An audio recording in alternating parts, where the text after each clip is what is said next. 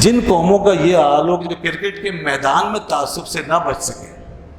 جو کھیل کودوں میں، فلم انڈسٹری میں، ڈراموں میں، آرٹ کے پروگراموں میں، فنون لطیفہ میں، ایسی چیزوں میں جو دنیا کا ایک مشترکہ سرمایہ سمجھا جاتا ہے، اس میں جب یہ قومیں تعصب سے نہیں بچ سکتی، وہاں بھی ہندوازم ہمیں وہاں نظر آ رہا ہوتا ہے، وہاں بھی عیسائیت کہیں نہ کہیں وہ اپنا کام دکھاتی ہوئی نظر آتی ہے، کہیں جوڈازم جو ہے وہ ہمارے خلاف کوئی نہ کوئی سازش کر رہا ہوتا ہے۔ جب وہاں انہوں نے مذہب کو استعمال کر لیا تو اب باقی کیا بچے؟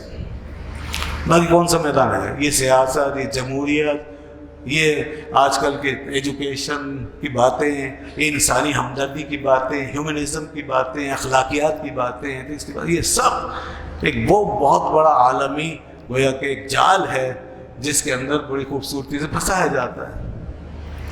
علامہ اقبال نے کہا تھا نا، بہت پہلے کہا تھا، لوگ اس وقت نہیں سمجھے، اب آ کے خود ایکسپیرینس کر رہے ہیں ہم ان چیزوں کو، کہ دیو استبداد ہے جمہوری قبا میں پائے کوب، تو سمجھتا ہے آزادی کے نیلم پر۔ یہ جمہوری قبا جو ہے اس کے اندر ایک بہت بڑا دیو کھڑا ہے، ایک بہت بڑا خوفناک دیو ہے جو اس میں موجود ہے، وہ پائے کوب، وہ کھم ٹوک کے کھڑا ہے اور وہ ہمیں کھا رہا ہے، اور تو سمجھتا ہے کہ آزادی کے نیلم پری۔ اس دیو کو نیلم پری سمجھتے ہیں، ایک خوبصورت حسین جمیل دوشیزہ سمجھتے ہیں، اور اس سے لپٹ جانا چاہتے ہیں، اسے حسین دوشیزہ سمجھ کے اس سے لپٹ جانا چاہتے ہیں۔ نہیں، جب اس سے لپٹ جاؤ گے، یہ دوشیزہ کا رنگ ہے، لیکن جو اس سے لپٹ جائے گا پھر وہی حسین و جمیل نظر آنے والی دوشیزہ ایک دیو کی طرح نکلے گی اور تمہیں بالکل ختم کر کے رکھ دے گی، تمہارا خون نچوڑ لے گی۔ آج اس کلچر نے، اس موجودہ تہذیب نے مسلمانوں کا خون نچوڑ لیا، پاکستان بنا۔ انہی حالات میں پھر ان سازشوں کے بیچ ایک طرف انگریزوں کی یہ دسیسہ کاریاں اور دوسری طرف ہندو قوم کے تعصبات اور ان کی تنگ نظریاں، ان دونوں چکی کے دونوں پارٹوں کے بیچ میں یہاں سے پاکستان کی جو ہے تحریک وہ بننا شروع ہوئی، ابھرنا شروع ہوئی۔ اللہ اکبر۔ یہ تحریک، یہ ایسا نہیں کہ پہلی دفعہ اس تحریک کا مادہ تخلیق وجود میں آیا ہے، یہ کوئی اس سرزمین پہ کوئی بالکل پہلی آواز ہے، اس سے پہلے کبھی اس کی کوئی بنیاد یا اساس نہیں، ایسا نہیں۔ ہمیں پیچھے تک جانا چاہیے اور ہمیں پاکستان کی بنیادوں کو حضرت مجدد الفسانی رحمۃ اللہ علیہ کی یہاں پر پائی جانے والی کاوشوں اور ان کی محنتوں اور ان کے نظریہ جہاد کے اندر تلاش کرنی چاہیے۔ نظریہ جد و جہد جو ان کا تھا اکبر کے خلاف اور اس کے بنائے ہوئے مصنوعی دین الہی کے خلاف، اس نے سب سے پہلے ہمیں اس طرح سینڈوچ بنا کر کے مختلف قوموں کے بیچ میں پیسنے کی کوشش کی تھی۔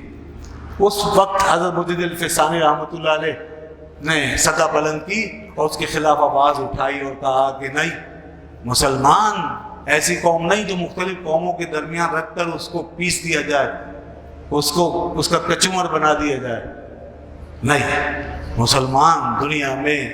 ایک ایسی قوم کے طور پر پیدا کی گئی ہے کہ جس نے دنیا کو لیڈ کرنا، جس نے دنیا کو تہذیب سکھانی۔ ہمارے پاس دنیا کی سب سے بڑی کتاب ہے، یہ آپ نے دنیا کو بتایا۔ ہمارے پاس سب سے روشن سنت اور طریقہ پیغمبر اسلام کا موجود ہے۔ ہم دنیا کو سکھانے آئے ہیں، کنتم خیر امت اخرجت للناس، یہ اس وقت ہوا تھا۔ تو حضرت مجدد الفسانی رحمۃ اللہ علیہ نے مسلمان کو بالکل ایک بڑی پاکیزہ حالت کے ساتھ دنیا کے سامنے پیش کیا اور اس کی پاکیزگی اور اس کی خصوصیت اسپیشلٹی کو دنیا کے سامنے اجاگر کیا۔ پھر یہی ہوا بعد میں آگے چل کر، جب انگریز نے اور ہندو سماج نے یہاں ہمیں بالکل ایک دوسرے اور تیسرے درجے کی قوم سمجھا اور اچھوتوں سے بھی بدتر سمجھا اور ہمیں سر عام مارا جانے لگا۔ اور یاد رکھو دوستو، ہمارے سر پر جب تک یہ عزت و افتخار کا تاج سجا ہوگا، ہمارا سب کچھ محفوظ ہوگا۔ جب تک ہمارے سر پر یہ عزت و افتخار کا تاج سجا ہوا ہے اسلام کے عنوان سے، تب تک ہماری زندگی اور ہماری بقا ہے۔ اس تاج کے اترنے کے ساتھ دنیا کی قومیں تو اپنے اپنے تاج اتار کے غلاموں کی طرح زندہ رہ سکتی ہیں اور ان کو اس دنیا کے نقشے میں کوئی نہ کوئی جگہ مل سکتی ہے، مسلمان کے لیے پیچھے کوئی جگہ نہیں۔ ہماری جگہ صرف اسی تاج، عزت و افتخار کے اس تاج کے ساتھ ہے، ہماری پہچان کے ساتھ ہے، ہماری بقا اسی میں ہی ہے، ہمارا سب کچھ اسی میں ہی ہے، اس کے بغیر کچھ بھی نہیں ہے، کوئی حیثیت نہیں ہے۔ جس قوم کی پہچان ایک ہی ہے، واحد، اگر وہ اپنی اس پہچان کو گم کر دے تو اس کو دنیا کے نقشے سے مٹا دیا جاتا ہے، اس کی کوئی ویلیو نہیں رہ جاتی۔ اسپین میں، اسپانیہ میں ہمیں ایسا مٹایا اور غائب کیا گیا کہ آج ہمارے وہاں نقوش تک ہمیں تلاش کرنے پڑیں گے کہ ہم کہاں تھے۔ اسی طرح بر صغیر میں ہمیں اسی طرح مٹانے کی کوشش کی گئی اور سبع ہستی سے غائب کرنے کی کوشش کی گئی ہے کہ ہمارا نام و نشان تک باقی نہ رہے، اور اب بھی یہ کوشش جاری ہے۔ جہاں کہیں بھی آپ اپنے دین کی پہچان کے ساتھ کھڑے ہوں گے وہاں آپ کو انہی حالات کا سابقہ پیش آئے گا۔ چنانچہ ضروری تھا کہ پاکستان بنے، ہماری بقا کا سوال تھا، ہمارے دین کی بقا کا سوال تھا، ہماری عزت و ناموس کی بقا کا سوال تھا، ہماری آئیڈیالوجی، اور سب سے بڑھ کر ہماری آئیڈیالوجی ہے جس پر ساری بقائیں قائم، آئیڈیالوجی ہماری، اس کی بقا کا سوال تھا، اس کی عزت کا، حرمت کا، اس کے دفاع کا، بقا کا سوال تھا۔ تو اس لیے اللہ نے پھر ایسے لوگ ہمارے اندر پیدا کیے۔ ایک چیز اور، تاریخ میں ایک کڑی اور ہے، اس کا بھی سہارا لیجیے اور آگے بڑھیے، اس کے بغیر ہم آگے نہیں بڑھ سکتے۔ ہم پاکستان کی طرف بڑھ رہے ہیں،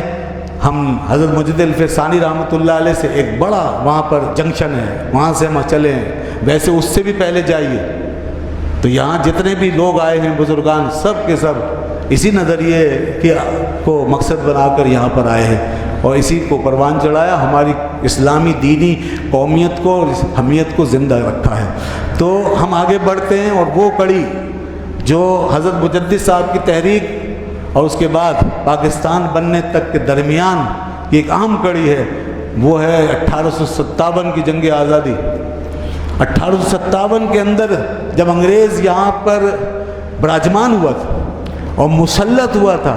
اور اپنے کیل کانٹوں سے لیس ہو کر کے اپنے توپ اور اپنے اسلحہ سے اور اپنے جدید سامان و آلات سے مسلح ہو کر جب وہ ہمارے درمیان آ کر براجمان ہو گیا تھا، ہم پہ مسلط ہو چکا تھا، اس وقت اس کو یہاں آنے سے روکنے کے لیے اور اس کی توپوں تفنگوں کا سامنا کرنے کے لیے جو علماء اٹھے ہیں، جو صوفیہ اٹھے ہیں، جو خانقاہوں سے اور مدرسوں سے لوگ نکل کر آئے ہیں اور مسجدوں سے جو لوگ نکل کر آئے ہیں، انہوں نے ایک تاریخ بنا دی، تاریخ کے دھارے میں ایک نئی کڑی سیٹ کر دی، ایک نیا اسٹیپ بنا دیا کہ جس کو آپ ضرور دیکھتے ہوئے آئیں گے، اس کے بغیر ہندوستان کی، بر صغیر کی اور پاکستان کی تاریخ مکمل نہیں ہو سکتی۔ ایسی تاریخ، اس کو کہتے ہیں جنگ آزادی کی تاریخ، 1857 کی جنگ آزادی۔ ایسی قربانیاں دی گئی ہیں کہ دور دور تک ان کی مثال نہیں ملے گی۔ خود انگریز حیران تھا یہ سب کچھ دیکھ کر کہ یہ کون لوگ ہیں، یہ کیا لوگ ہیں، ان کی سفید داڑیاں، ان کے سروں پہ پگڑیاں، یہ لٹکتی ہوئی کھالوں کے ساتھ، جھکی ہوئی کمروں کے ساتھ، یہ اپنے نحیف اور نزار کمزور بدنوں کے ساتھ کس طرح نکل کے آ کے کھڑے ہیں ہمارے اسلحے کے سامنے۔ ان کے پاس نہ کوئی بندوق ہے، نہ ان کے پاس کوئی میزائل ہیں، نہ ان کے پاس کوئی آتشی اسلحہ ہے، یہ ہاتھوں میں معمولی اسلحہ لے کے جو کچھ ہاتھ لگا یا خالی ہاتھ کھڑے ہو گئے آ کر، اور ہم سے کہتے ہیں اڑا دو ہمیں، ہم اپنا ملک تمہیں اس طرح تھال میں رکھ کے نہیں دے سکتے، ہم اپنی جانیں قربان کر دیں گے۔ اور کیسے کیسے وہ لوگ تھے۔ مولانا فیض احمد بدایونی کا نام ہمیشہ زندہ رہے گا۔ یہ عظیم لوگ، مولانا کفایت علی کافی جیسے لوگ، مولانا فضل خیر آبادی، تحریک آزادی کے مجاہد اعظم مولانا فضل خیر آبادی رحمۃ اللہ علیہ۔ دوستو، انہیں بزرگوں کی قربانیاں ہیں آج، یہ بچوں کو معلوم ہونا چاہیے ہمارے۔